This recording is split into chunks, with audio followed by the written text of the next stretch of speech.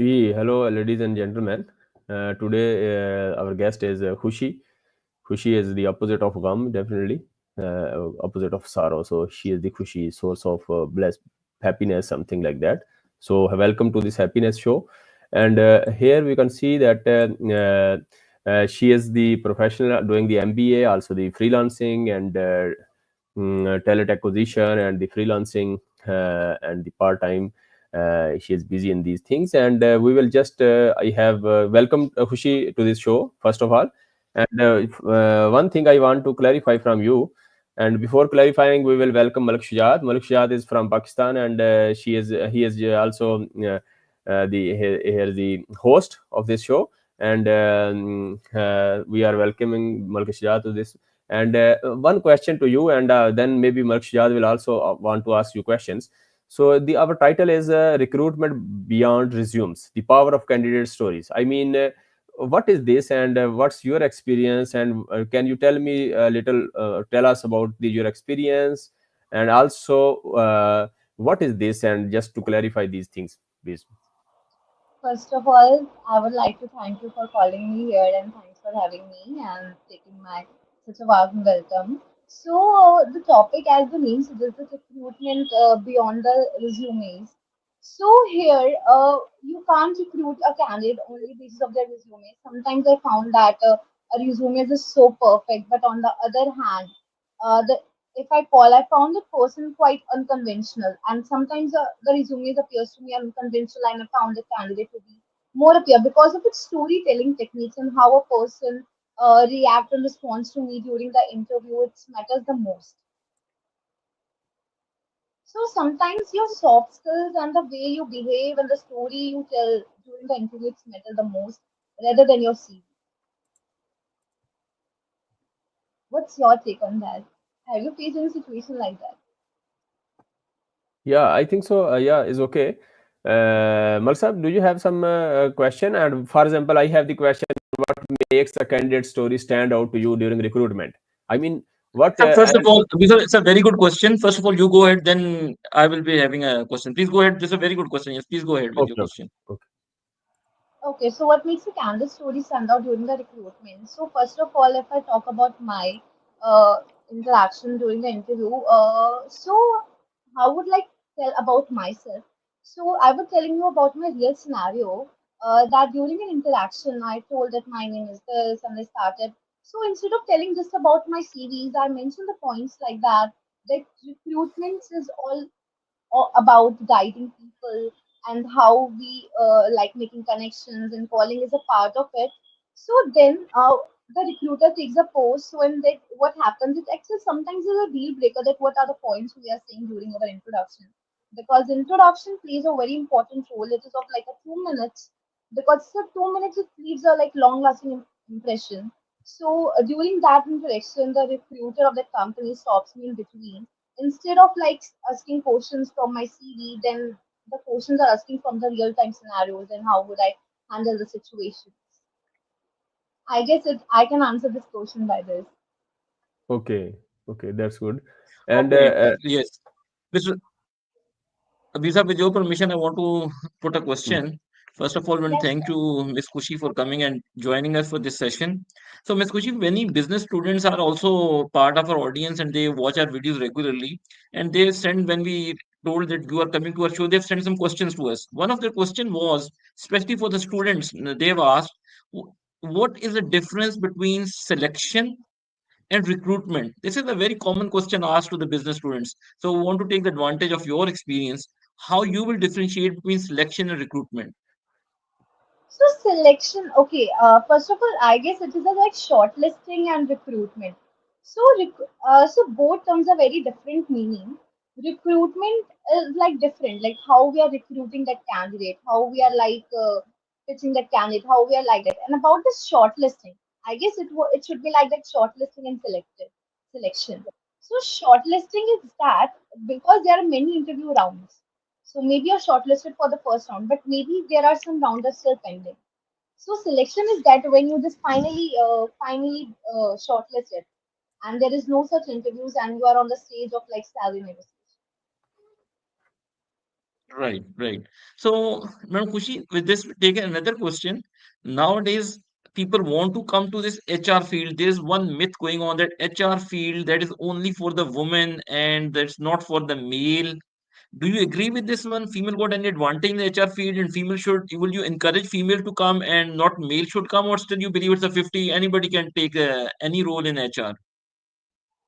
Okay, so I want to say that here you anybody can come to the HR because there is a myth because if you compare the population ratio in the HR or in the company, still many female ratio is more than the males. But nowadays, if you can see, males are also showing their interest towards that. And there is also a myth that an HR is like only for hiring people. Apart from them, I would like to advise people to know other aspects of the HR because there is also the thing called HR operations, HR analyst, HR payroll, HR compliance, talent acquisition. So these are the mainly different key roles, and according to your soft skill, according to the skill which you like the more, you can start with an internship and then explore. Because if you can see on LinkedIn also, because LinkedIn is a very good platform for networking as well, so you can show out like many male candidates also show their interest towards the recruitment process, and they are also being a part of an HR. But it is, according to me, it is our point that how we perceive the thing is that it is sometimes the most underrated career also, and sometimes for the job also we just only message to the HR. So it's a, like conversation topic is also. That's good. Yeah. So So, Miss Kushi, now with this, Miss Kushi, okay, Bifam, you can go with the question. yeah, Okay, also you, well. yeah, technical qualifications with personality or potential during screening something. Okay, so these are the portions that are these are the like qualifications which should be mandatory while pursuing any role by our client also. But sometimes what may I assume or a candidate should go with that just no they cannot qualify all the requirements in the JD. Okay, so if you are clearing the 50% of the mandates that is cleared by the JD, you can apply for that role. Still, because there are many requirements by the client, so I am assuring that I am getting the 50% of the requirements. So to maintain the balance, because we can't always get the right fit according to the client. Sometimes we have to teach the candidate, we have to guide the candidate, and it's about the storytelling that is our title. Today's title also, like how we are mentioning, how we are mentioning ourselves in front of others is very important during the conversation.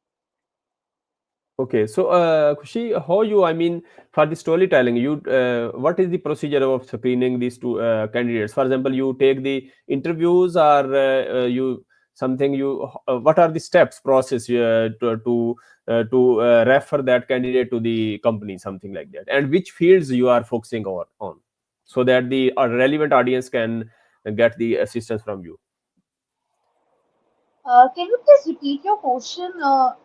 Yeah, my question is that you are recruiting the candidates for the companies, yeah. Yes. So which fields you are focusing, I mean which areas, which fields, or which you can say the subjects you are focusing. And also the second question is this recruitment process. For example, you take one interview, then second, or first of all you use the AI tools, artificial intelligence tools, to get the candidates out of the pool, and then what is the procedure? This you can please clarify. Okay. So firstly, if you talk about the sources for the recruitment for hiring for me, first of all, the like job portals. Second, about sometimes references, but sometimes references or LinkedIn play the important role here because sometimes if your profile is updated on LinkedIn, we just directly reach out to you because sometimes our clients specified about specific companies to reach out the person directly from there. So it is also doing sometimes. So first of all, there are certain keywords. Okay, if you wanted to make your career into sales, for so you should mention in your CV like negotiation, like the skills which come like client management, negotiation. Because when we put our search and we search for the resumes, we are mainly looking into that uh, looking into that skills. So mention that according to the role. That's why we are saying that modify your CV according to the role you want to apply. So, Miss So we Kushi, are now mainly we're moving to the next. yeah, please. Okay, Miss Kushi, you can complete. You can complete your argument. Then you move to the next one. You can complete it first. Okay, so basically, what are the portals we are using? Mainly, Naukri portal is used all across, and we can talk about Shine also. So Can, that's why. can you repeat the names of the portals, or you can put in the private chat just right so that I can show on the screen, You please? can use Because the Naukri. I could not hear and we Naukri. don't understand which portals are these. Yeah, actually, it's new for Wait, us. Okay, Miss Kushi. Meanwhile you are writing the names of those portals. Let's move on to the next question. I will put yes, next sure. question to you. Now, Ms. Kushi, many students are also listening us from especially from the HR background, and they were very excited the session with you for. Now, the biggest challenge which the HR field is facing when you hire an individual, he's very motivated. But as the time passes on, his motivation keep on decreasing. At one stage comes and he's left with no motivation. So, how to keep your employees motivated? So, what's the tricks you are applying in your organization, or what you believe this is how you can keep your employees motivated? So sometimes if the like interview process is too lengthy at that time, an employer you can say the candidate feels demotivated. So it is very obvious. So what do I observe or what do I do during that? I just taking a follow up, or it's also a duty of the candidate to take a follow up regarding their candidate. I would also taking a follow up that we will align your interview. We got the slot. Sometimes we don't get the slots and making the process too lengthy. So at this point of time, so I have to like manage with both the candidate and the client because we are a mediator between them. So we try to conclude that to schedule the rounds as much as early as possible, and also if if the client slots are not available, we are also managed to our candidates that we are aligning them. It isn't still in the process. We don't get the slots. Sometimes we also take the follow up from our candidates and connect with them. Sure. Now, with moving to the next question, the biggest challenge HR facing nowadays, because previously, old times, people don't have access to many things. They don't know where job openings are. So once they come to any job, they stick with that job now for a long time. But now, with social media coming into play, and the world has really become a global village, you have the option of the remote work. So the biggest challenge, I believe, that has come now to retain an employee. You got one employee, you trained it, but the biggest problem is after a year you will say goodbye, I'm going to another one, I've got a better option. So what this is a big setback for an organization. Now, with the point of organization, I want to ask you, what organization should do to make sure that they should be able to retain that employer whom they have invested so much in their training, in their time spending, in their experience. So this is the biggest challenge. How would you address, what you will suggest to the company's point of view, how to retain an employee? Okay, that's a very good question. So for retaining, sometimes it's about the environment, it's about the culture, and it's about something in terms of monetary benefits also. So Right. that's why we are getting like yearly cycle appraisal here. So many organizations changing the perks of the employees to retain them. So why an organization want to retain you? Because you are doing your work on time. You are providing benefits to them also. So if you're performing good, obviously the organization will keep you on retaining. So for an organization, if you want to retain someone, because hiring and firing, because nowadays you can just see in many companies hiring and firing culture is not there. They are being pressurized or being just do that like to retain people. So why they are doing that? Because it saves a lot of time, because they don't have that much strength to like train again to the people, because it also affects the time, it's also affect the money. And so what other organizations do, they can also like train them with the like new trends, because as you can see like many big MNCs offer like some courses to train their employees as per the new trends. So they launch some courses and they giving them appraisals also. and the perks which they can be keen for that and being them interested to doing work here. Okay, before when we were planning a session with you, once we post that, we received one question from one of the student. He was telling that there are that is related to motivating the employees. He was telling there are three theories that how you can keep your employees motivated. One was the theory, I think that was from the Maslow. One was from the Taylor. One was from the Herzberg. These are three theories which students are studying in common, right from their O level, A Yes, level, yes, and so yes. on in the bachelor level. So It is what about. do you think these Mhm. three theories, if you can just summarize them, and can you tell them, is they are still very much relevant? Do you agree with that, with those theories?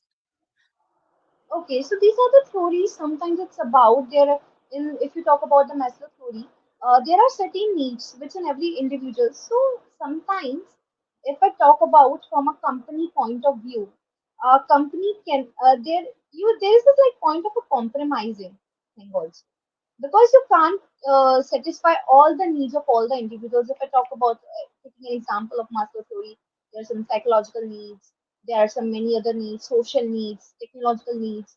Sometimes Yeah. there should be a both point of view. If the organization consider your employee, you should also consider them that is your organization. So that is why I can also mention that nowadays that what is the how a startup grows. If I talk about my company experience over there, so they are treating also our like we are also part of an organization. We are also being there to motivate us, and also other hand we are also performing well. It is not it is should be on the both ways. Like we also have to perform our work if they are performing.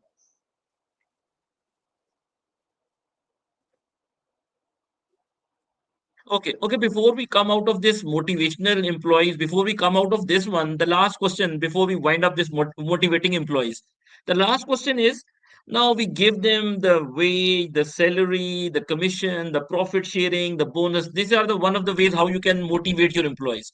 But what are the other ways apart from these benefits? What are the other methods you believe about apart from financial? What are non-financial methods you can give to your employees so that they can remain motivated? Sometimes appreciation because an appreciation should play a very important role because I have done the work and I got an appreciation Yeah, and I got the validation that I done this work. It is very important because if that the work is done by me, yeah. I should be that person that should be more that should be get the validation of that from that company. So it plays a very important role in expect from monetary benefits to see that validation that thing I have done this work.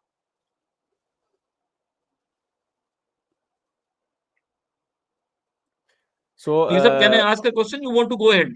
yeah, yeah, Malsab, you can ask please first. I think when you have told us excellent, the last question, the way you had, that is appreciation. Because as a human being, as a psychology, everybody needs the appreciation that one should appreciate. That's very important. Okay, now we're moving to the next question after coming from motivating. Now, there's a one policy in some companies, there's a policy of job rotation, the job enrichment, the job enlargement. But in some companies, maybe the large companies or maybe the small companies, both falls in it. They stick. If I'm doing a one particular job, I will stick with this particular job. But other school of thought says no. You keep on rotating the employees so that there will be a new challenge and they will keep motivated. If you ask me that I have to come daily, I have to do this particular job. Maybe I will be very motivated for 6 months, for a year. After that, I will take the things for granted. With which school of thought you go? Is it good? Job rotation, job enrichment? Do you agree or do you say no? I don't go with this one. What is your point of view? So, okay, according to me here, like it is very important to take challenges. Okay, because if you just learn, okay, for an example, okay, if I'm into the recruitment, I just stuck only in the one client that I am hiring for only this client. I will not hiring for any other clients. So I am not able to learn new things. I am hampering myself also to learn more things. So sometimes it is about the right attitude, like right attitude. Also because you can, I just appreciate. I can just mix both this because why? So you have to handle the situation wisely. Like you can manage both the clients together also. If you just stick to only the one client, you can't make yourself like grow on that part of a part of a point. You can't make yourself more grow. So your growth is also hampered by that. It is only the steps. So how will you then expect their performance should be more good? It can be like more good if you take the client. So Okay. there should be Okay. a Now, balance between that, according to my point of okay. Okay. Okay, now the next question which we received about that there was a case study. There are two organizations. Let's suppose there's one organization A that has got a tall structure and they've got a long chain of command, right? As compared to business A, there's a business B which has a wide structure and there's a short chain of command. Now, in the modern era, what do you think? The organization should have a long chain of command or they should have a short chain of command? Things should I have a problem, I will go to Mr. A, B, and that's it. My work will be done. Instead of I have a work, then I go to Mr. A, B, B will go to C, C to D, and it will take so much time. Then final decision will be taken by Mr. F. So, with what you agree, do you want it should be a short chain of command or should be a long chain of command?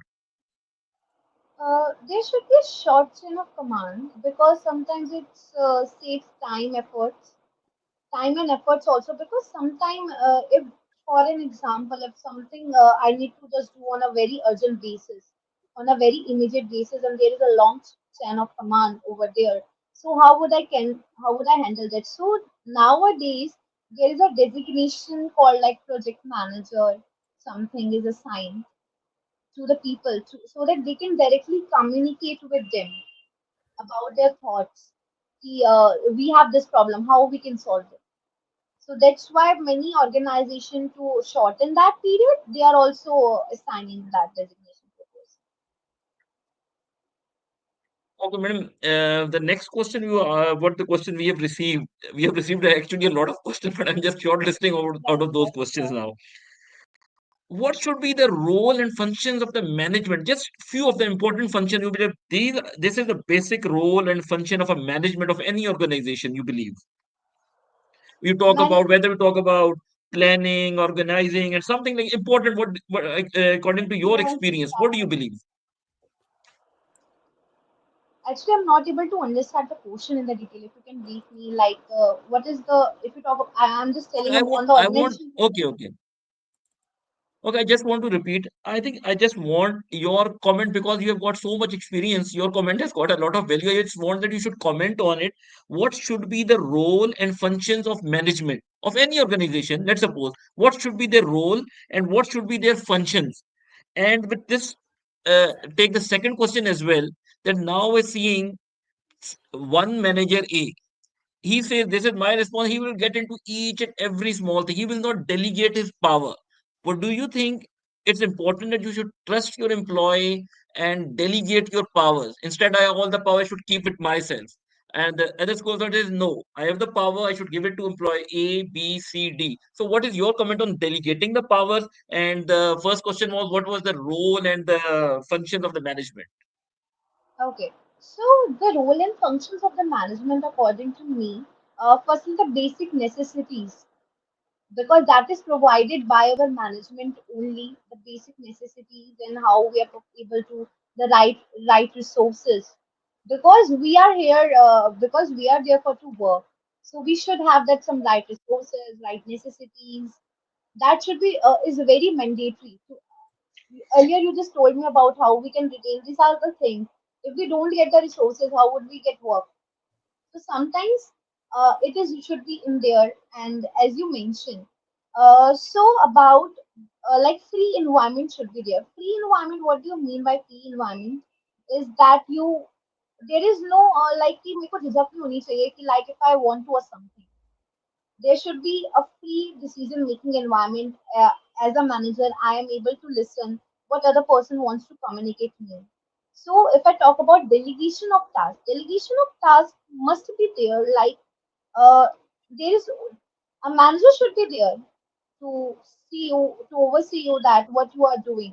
But there should be if what uh, what the points does the other employee have. We should listen them, because sometimes due to this, uh, because if I talk about many startups have a free environment, okay, uh, nowadays why does the individuals prefer startups? Because they are facing more front facing roles over there. That is Right. somewhere lacking in the big MNCs. You can't face more front facing roles because you are directly interacting with the client. Is that due to that thing, your soft skills will improve, your how the way you communicate with that person's improve, which lead to you more growth. So according to me, it should be there, but sometimes due to the like some circumstances, I can't say that. Maybe it was a structure like that you have to follow. There is a structure of commands, but it should be there. So an environment should be there where you are free to talk, where you are free to put your thoughts forward towards the management. Right. Lisa, can I go ahead with another question? Yes, yes, sure. Okay, Okay, question now that another question what we received that was related to the leadership, na? Because when we are covering, just quickly try to cover all the aspects of the HR with you. There's another question we got that is about leadership. You know, there are three styles of leadership. Now people ask a lot of question about autocratic leadership style, then a democratic, then a lazy fire. The three types of leadership. So what is the importance of leadership and what should be an ideal leader according to your point of view? That this is the best one. I listen all democratic decision, then I go with the majority, or I said, no, this is my decision. Whatsoever you have to go with. What we see in the armed forces, the seniors taken a one decision, then the soldiers have no right to question. They have to follow that. That's autocratic. So your comment with which style of leadership you suggest this is the best one to go. it's sometimes, as you mentioned about an army, it's depending upon the situation and where we are perceiving this leadership style. According to that, if I talk about an organization or a management point of view, we should listen others also before. Because if a person is saying like that, because I'm the only one, I have the power to speak, that doesn't make people retain in that organization for a very longer period of time. So if you just listen others also, maybe you can learn something from from other person also, because sometimes there is a like new thoughts. New thoughts are always welcome, instead of like that I'm the only one that who needs to speak and who wants to type. So there should be a, like a mixture of both. Like sometimes it is necessary to like please follow, must follow this, because sometimes there are basic urgent requirements, so that we are ordering that do this first, instead of like listening other. It is depending upon the situation also, we have to change. Right. Well, now there's another very famous debate going on in the companies when we are looking for the recruitment, hiring people. Should we hire the employees within the organization or should we hire the employees from outside the organization?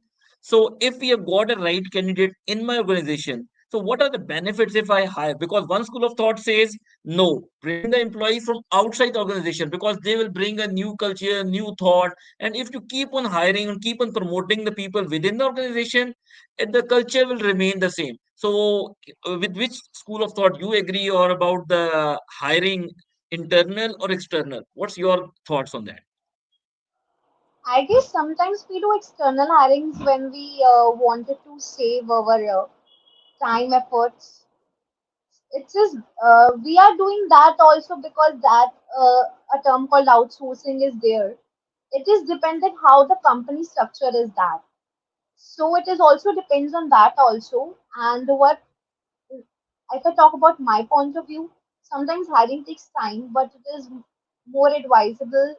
It's advisable to do in your organization, because you see you make the person grow also, and you know how, because it's your company in the end. If you hire from some other organization, you don't know, you can't because there are some other person who are just taking that person. It's your company in the end that makes you grow, and if you're not able to check the performance, analyze the performance, you're not you can check, but you don't check completely. So it is more advisable, according to my point of view, to hire internally. Okay. And with this one, there's one when people really hire employees, they believe they should have recommendation within the organization. They have some recommendation, they know, then hire. Or you will go with somebody you don't know, just see the CV, they see the experience because you don't have there any relevance. Nobody is giving their personal guarantee, something like that. So you have to hire this what thing you will consider and what are the benefits you hire a you have option to hire a full-time employee, you have option to hire a part-time employee. We see in many industries we have a load of workers, especially we have a load of work in especially textile industry, let's suppose for 4 months, for 6 months. Okay, get the employee hired for those particular period, and once it's the off time, release them. Or other people say no, get them hired for the full time, work is there or work is not there, because it has own advantage disadvantages. So your comments on that. So it is sometimes, if you talk about the like contractual role kind of a thing you are just mentioning, that for some period of time we hire the people and then we fire them. So to retain more people, there is always a same full time. But as an organization, a person cannot able to hire all the people as a full time.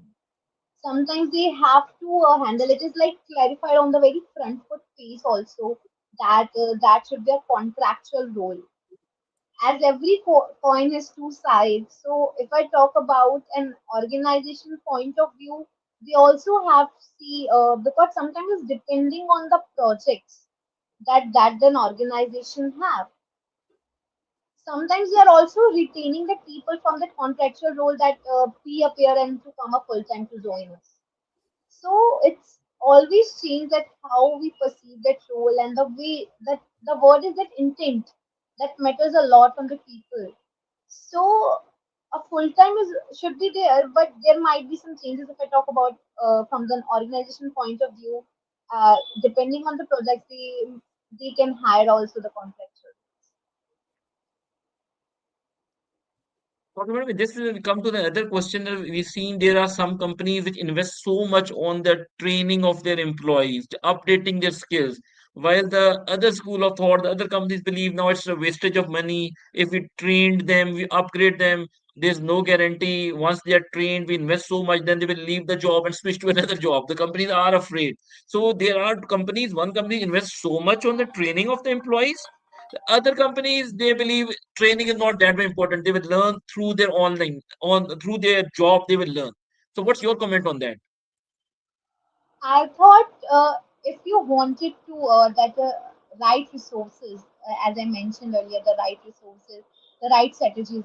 If you can't teach the person properly, you can't able to succeed or get the numbers into the company, and does not able to achieve more profits.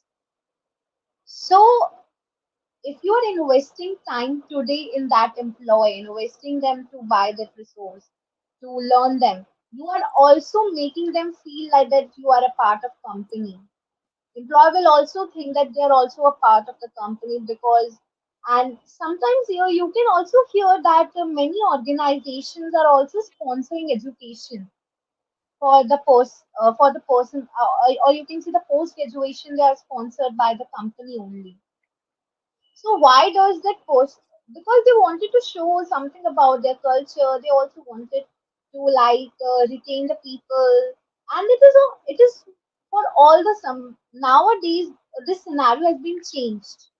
Many organizations are focused on learning, because if they can't teach and can't follow the trend, they can't make their company grow. Right. So when being the HR, workforce planning is something very important. I want to ask something that's a very, very crucial, especially for the young students who are listening us. When you are planning for your workforce, then you have to take the two very important decisions. That is dismissal, or you have to go with the redundancy. So your comment to the new aspiring HR who want to come into this field, how they should see this dismissal and redundancy, and when they're dealing with this one, because you are not doing it because the employee is very bad and you are throwing him out of the, because you are doing it because you don't need it anymore or your company cannot afford it at the moment. So very politely you can ask them to leave, and once we require them, you get them back. So, what will be your message to the new aspiring HRs that how they should deal with dismissal and redundancy? Okay, so sometimes it's we have to follow the instructions too because we are also a part of the company. We have to follow the instructions Absolutely. too. Okay, so Yeah. there is a term called like VRS if you have here the voluntary retirement. Instead of saying that put your papers directly, there is a term called voluntary retirement scheme that they're they are residing by their themselves. Instead of we are firing them, they they don't want to pursue them further. Sometimes because if you are not able to perform well, it is in a company they can fire. But here, instead of doing that, because if any person joins a company, it takes that person certain months to to be at that level, or for a fresher also, like it takes them as per the reports, it is like mentioned if you can just a few. There are minimum 3 months is required. Okay, minimum 3 months is required to see your performance. So here also an intent of the person comes out. How a person is performing. Sometimes that person is also feeling that has been over pressurized by the company. So as an individual, we have to make a balance of that thing too. So it is like VRS. We can advise them instead of like directly firing them. We can do the VRS following that.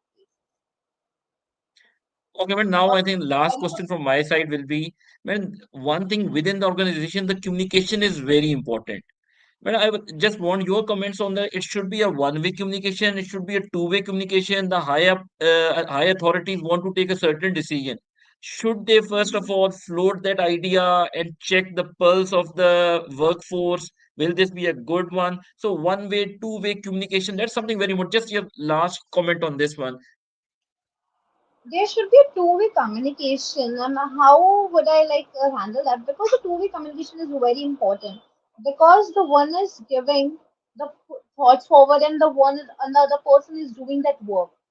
So we should ask from that person if he or she has to do that work because so how would he able to do?